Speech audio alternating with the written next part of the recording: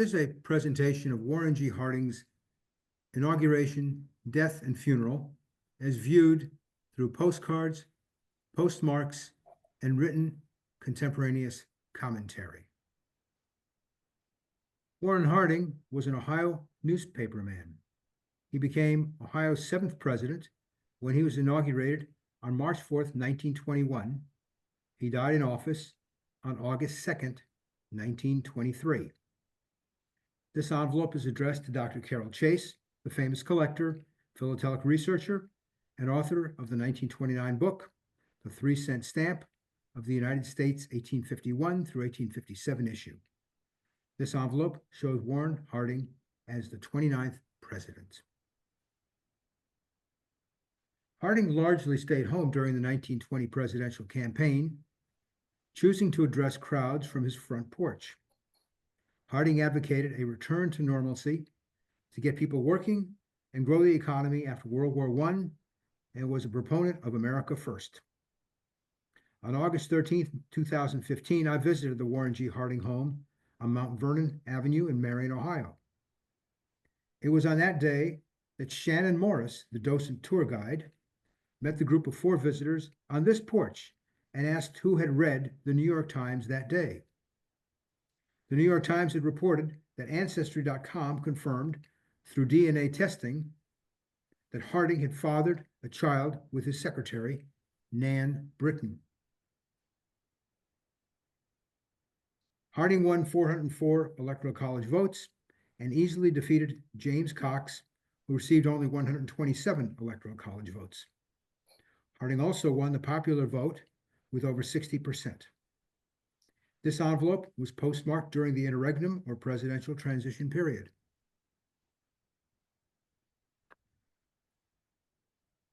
Accompanied by outgoing President Woodrow Wilson, Harding rode to the Capitol in an automobile, the first president to ride thus to his inauguration.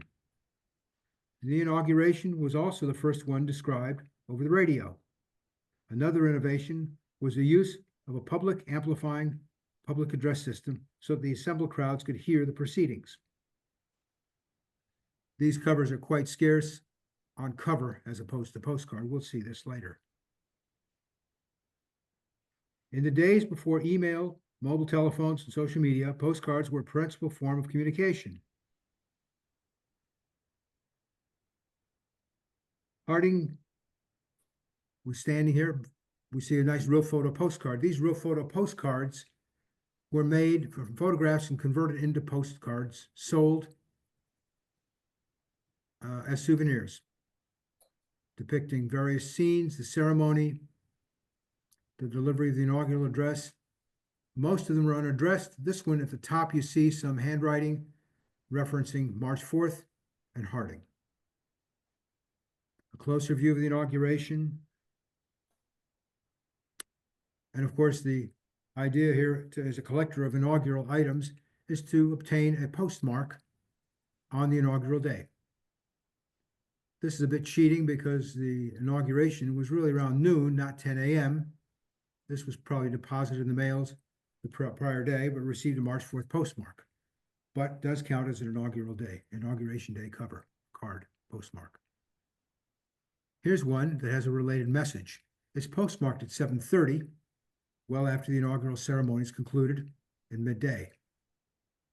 And the message, very relevant, I was an eyewitness to the inauguration. Warren G. Harding, portrait postcard. These were available not only at the inauguration, but throughout his presidency. They're fairly common. It's a printed postcard. It was used on March 4th. And again, here's a nice related message. You can really wade through this and see related information about the inauguration ceremony, contemporaneous accounting. Warren Harding undertook a train trip, a voyage of understanding, and left Washington, D.C. on June 20th with no intention of having a packed schedule. It didn't turn out that way. He took a train trip that began in Washington, and this 2-month trip took the first family across country to Alaska, Vancouver, and And he had about 90 speeches. Yes, the president was overweight, showed some sign of creeping heart disease, and often looked tired. Along the way, he suffered from chest pains, insomnia, and indigestion. He was exhausted. This is a letter signed by Florence Killing Harding with rather innocuous thank yous back to presumably a constituent for a box of candies, box of chocolates. Postmarked July 27th, while the Harding party was in Seattle. This letter was purchased inside this envelope. This envelope is on White House stationery, of course, August 2nd, 1923, 5:30 in the afternoon. At 7:30 on August 2nd, Mrs. Harding was reading the Saturday Evening Post. Suddenly, the president convulsed, turned ashen, and at 7:35 p.m. died either of a massive heart attack or a clot that traveled to his brain. His last words were, "That's good. Go on. Read some more." Mrs. Harding refused to allow an autopsy. This cover was purchased at auction from Dave Phillips about 30 years ago. The date of death cover, engraved stationery, is one of the high points of this presentation. On August 3rd, the day after the president died in Washington, D.C., we can see towards the bottom, there are relevant messages. It's a sad day. It was morning. The news traveled rather rapidly. In New York, again, towards the bottom, you see related comments. In New York City, Grand Central Terminal on August 3rd, what sad news today? There seems to be a hush all over the city. And that's enlarged. On August 3rd, in Washington, again, another related message heard chimes announcing Harding's passing. As a result of examining quite a few postcards, you come up with these contemporaneous accountings.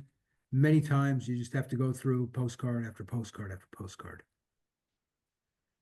Harding's body traveled from San Francisco to Washington, D.C. It stopped in Youngstown, Ohio on August 6th. Here's a real photo postcard of that train headed from San Francisco to Washington, D.C. The funeral procession in Washington, D.C. carried the body to the Capitol, where the body lied in state. On August 8th, this postal card has an interesting commentary. I witnessed a great procession down Pennsylvania Avenue, saw President Coolidge, ex-President Taft, and Wilson. General Pershing was leading the procession. It was a wonderful, it goes on and on and on. And this, again, is after, was obtained just serendipitously. The body then returns to Marion, Ohio, by a train. Thank goodness for these real photo postcards. And here we see the body going down Main Street in Marion, Ohio on August 10th. Another view, here's the hearse and a close-up of the hearse. Flowers at the funeral, August 9th,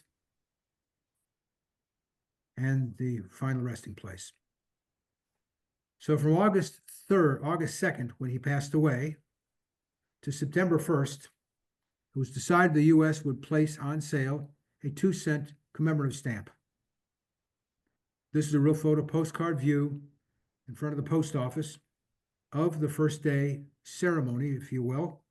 You see the bunting around Harding's image, and these folks were the officials and the people who were interested in obtaining the stamps postmarked on the first day of issue. September 1st, 1923, Marion, Ohio, and the Philatelic Agency in Washington. Another view of the line forming to purchase the stamps to commemorate Harding's passing. And of course, George Linn made this envelope with the black mourning border, and it's commonly thought of as the first commercial cachet on September 1st, 1923 in Marion, Ohio. George Linn also prepared the first day covers by running around to various towns nearby. And you see the list: Columbus, Ohio, Delaware, Dublin, Linworth, Powell, Waldo, and Worthington. This one's postmarked in Delaware, Ohio.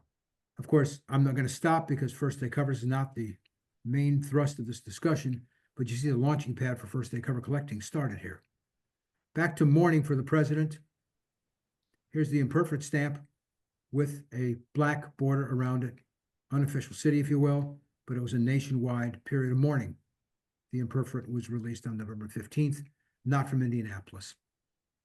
And also the imperfect from Baltimore. The stamp was released in Washington. And off you go into the land of first day covers. And this is really what this is the presentation. I thank you very much. First day cover collecting can be interesting. If you're interested, please join. Please join. First Day Cover Society can use more involved, interested, motivated people. Thank you very much.